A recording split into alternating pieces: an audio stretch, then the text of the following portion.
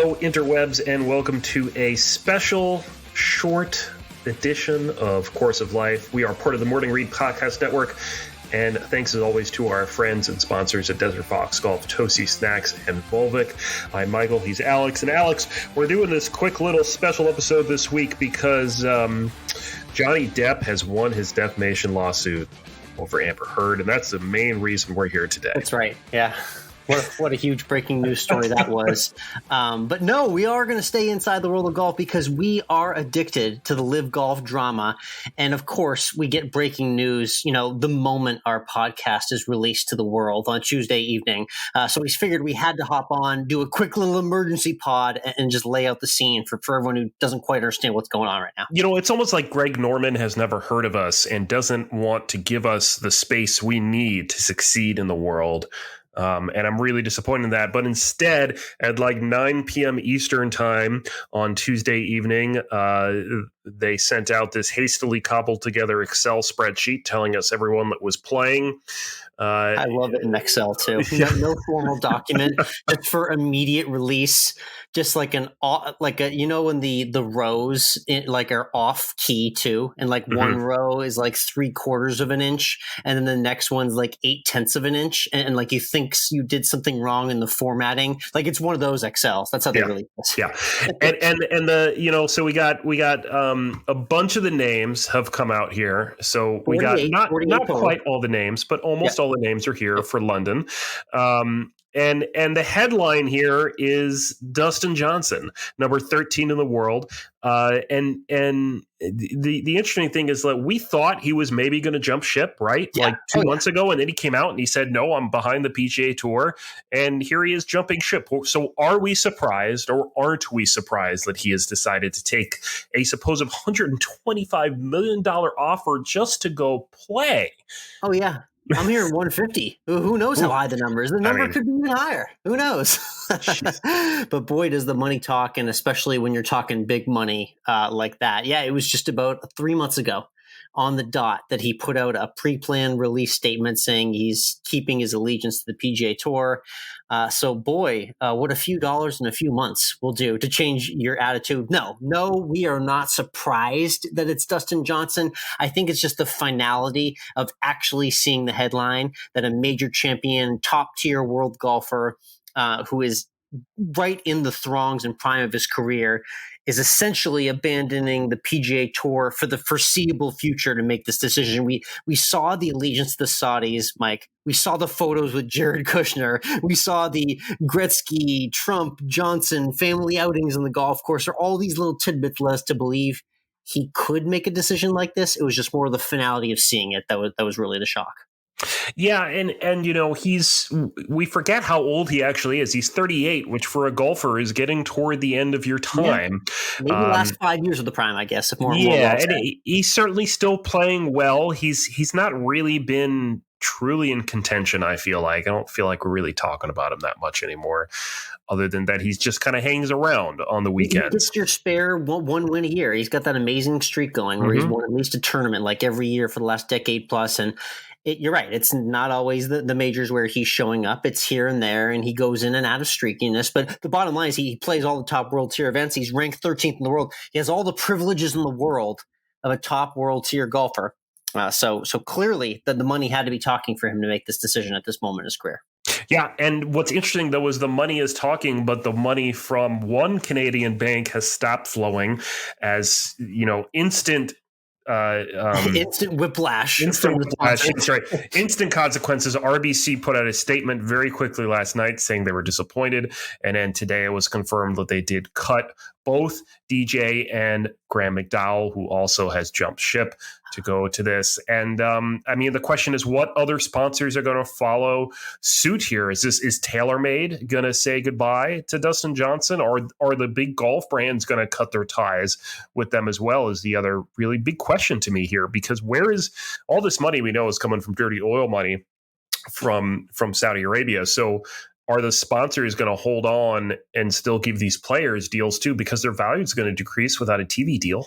So yeah, and that's and regardless of where kind of you feel or how you feel about where the money's coming from, the bottom line is the sponsors just will not align themselves with players who are doing business in Saudi Arabia. It doesn't really even matter what you or I think is the questionability of this money, where it's coming from. It's showing you that the sponsors will drop at the moment's notice, and it showed with RBC.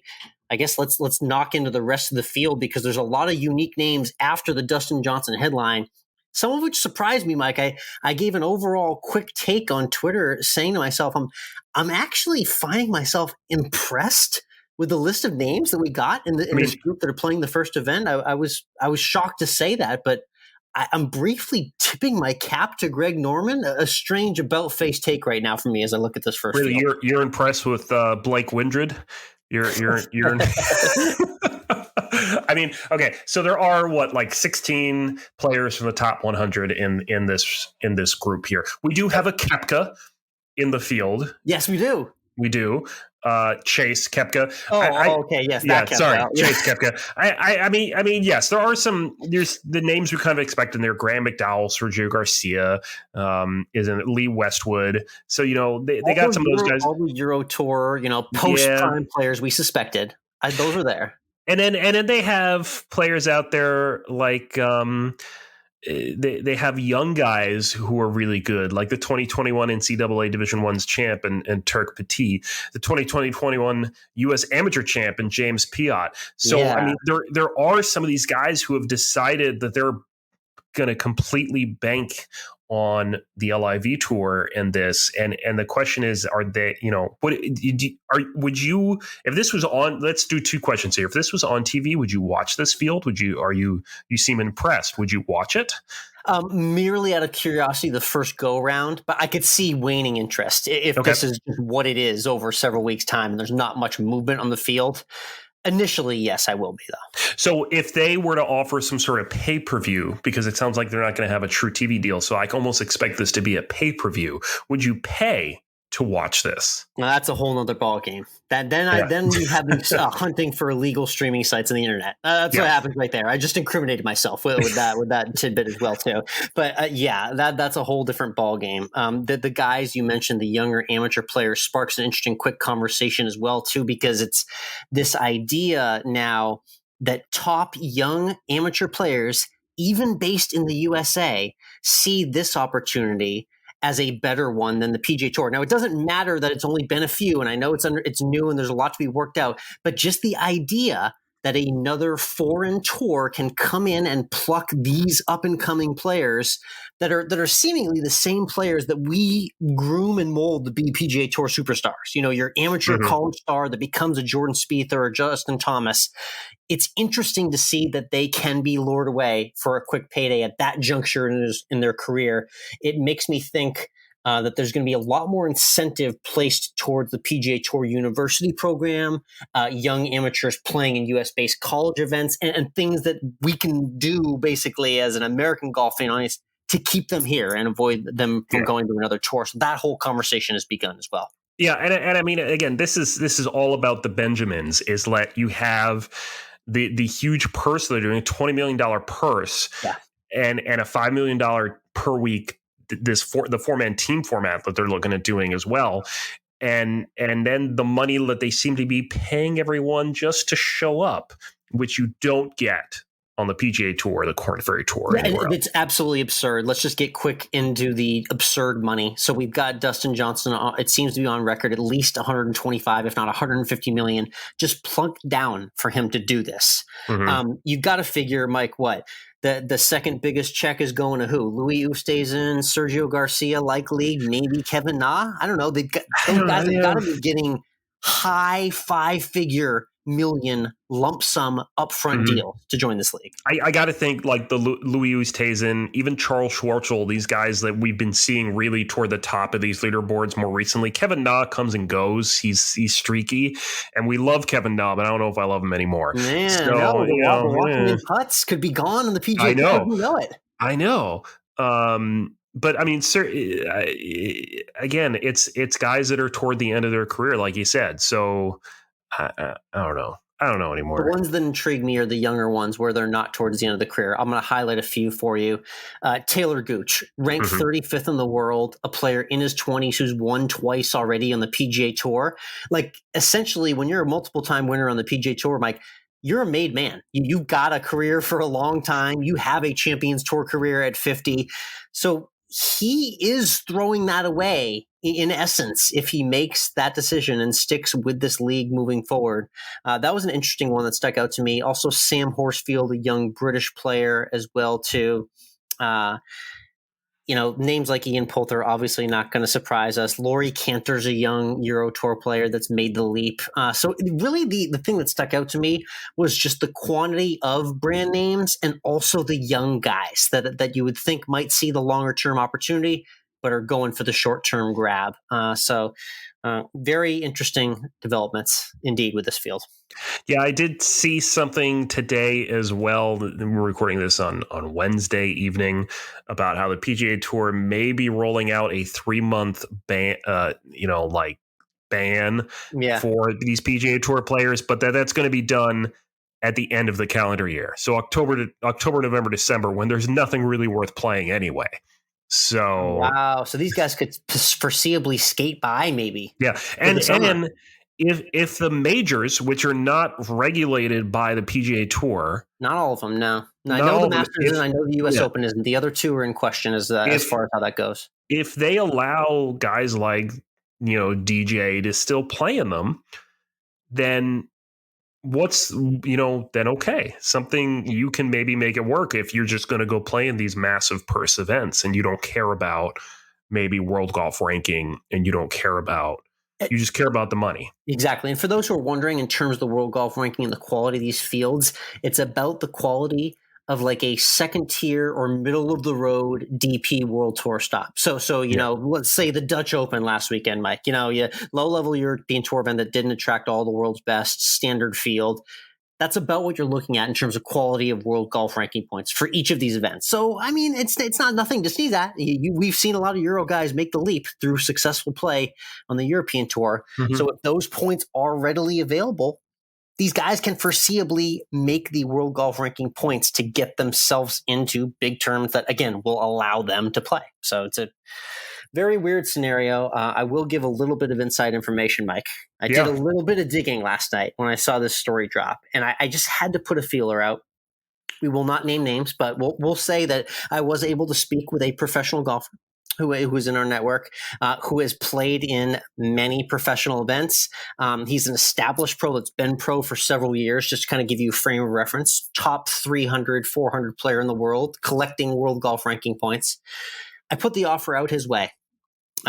This player had not been contacted previously by any LIV Golf or any associates of Greg Norman at all. But I started throwing the numbers his way and said, in theory, if you were to get a $5 to $10 million lump sum, which is what we're hearing for a lot of these lower level players, to play in this tournament and also get a guaranteed check for every event, would you think about that, regardless of where the money's coming from and the situation and anything? Mike, this player jumped so fast at the opportunity to take that money. It was not even a thought at all. And this is a player who you and I have good faith in being a good guy, a good human being, got a good head on his shoulders. So it just goes to show you that the money truly does talk, especially when we're getting to these astronomical figures for guys trying to make a living playing the game. So that was an interesting perspective that I got. Anecdotally, what are your thoughts on that? What I'll say though is if there's a couple different things here, is that ultimately our society is built around the accumulation of wealth. So if you're out there and you're looking just how can I guarantee myself good money in order to have a lifestyle that I want, then yes, this is a fantastic opportunity and you should take it. But I would also say though that you put the stipulation there that it doesn't matter where the money's coming from. We don't know where the money's coming from, maybe. The fact that we know where this money's coming from makes me say that as a professional athlete and as a potential role model and someone that people are going to look up to, you need to take that into account. So once you add, that's the big thing to me here, is that once you add in where this money's coming from and who those backers are, that's where this whole this whole opportunity comes into question. Yep. And then Phil Mickelson had that famous quote, Mike, those Saudis, they are bad motherfuckers. Yep. Yep. And oddly, his name was not on this list, but we know that we're still waiting on the last few names to come out. And, why wouldn't Phil Mickelson be on this list, really? Interesting list indeed. Yeah, some other names before we sign off that took of note: major champion Martin Keimer, Brandon Grace, who shot 62 in a major, Hudson Swafford, PGA Tour winner, Ian Poulter also on the list, Lee Westwood on the list very predictably. Like you said, Graham McDowell. There's an interesting collective here. I don't think it's a significant mass, like Rory McIlroy said in his press conference this week. The field's nothing to really jump at. Yeah, nothing to really jump at was his quote. So I think he's about right in that statement. No, but as we wrap up here, let's do one final question for you, Alex. Okay. Brought to you by our friends at Link Strengths. We can't forget about them. Yeah, let's make it bullet. So they're going to be in London in 2 weeks now. So who wins the first LIV golf event? Hot take right now. Who's going to take it? I will. Yeah, I'll go a little off the board. I'm not just going to say DJ. I'll go with an Englishman. I'll pick Sam Horsfield, the young gun. He won on the DP World Tour recently, won a few times in the last couple of years. So I don't know. Are we going to get odds on that? Are they aligned? I'm sure they're going to. See a stream? Are we going to get this on TV? There are so many questions still to be asked here, with just days away from competition starting on the LIV Golf circuit. So I hope that was a little bit of a glean into what this could be like, but the announcement certainly worthy of a breaking news podcast, right? That is indeed. We'll have more on next week's regular full episode. Maybe not quite 15 minutes like we've done here, but we'll talk some more next week. Yeah, that's your LIV Golf breaking news update brought to you by the Course of Life, and we'll see you all next time.